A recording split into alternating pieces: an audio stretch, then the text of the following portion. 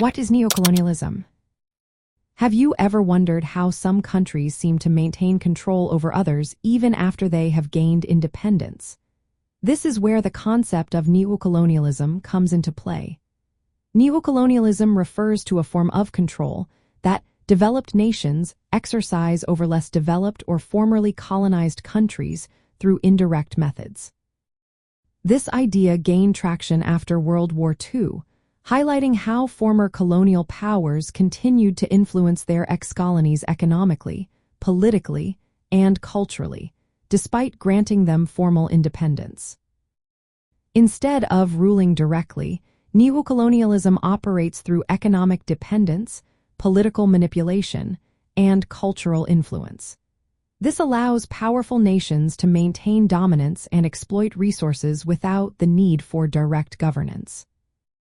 Looking back at European history, neocolonialism can be seen as an extension of the imperialist policies from the new imperialism period during the late 19th and early 20th centuries.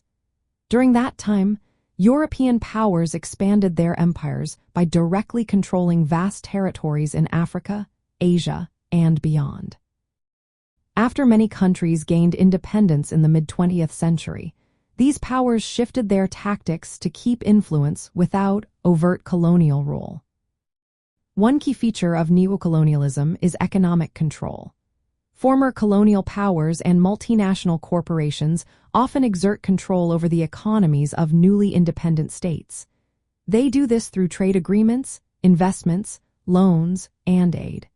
These economic ties can keep developing countries dependent on foreign capital and markets, limiting their sovereignty.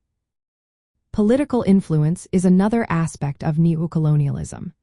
This can involve supporting local governments that align with foreign interests or using international institutions to shape the political landscape of former colonies. Cultural domination also plays a role. The influence of former colonial powers persists through language, education systems, media, and ideological frameworks. This reinforces the dominance of Western norms and values in these societies.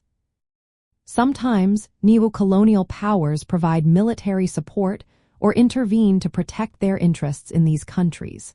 This further ensures their influence remains strong. The term neocolonialism was first applied to European countries' efforts to maintain control over African territories after formal colonial rule ended. For instance, in 1957, European leaders agreed to include their overseas territories in the European Common Market. Many viewed this as a new form of economic domination over former colonies in Africa. Neocolonialism is often seen as a continuation of capitalist exploitation, where international capitalism replaces direct political control. Critics argue that this system perpetuates inequality and dependency, preventing former colonies from achieving full economic and political autonomy.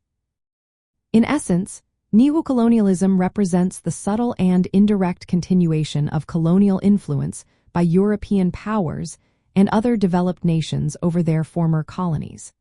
It primarily operates through economic and political means, reflecting a shift from direct territorial control to more sophisticated forms of dominance.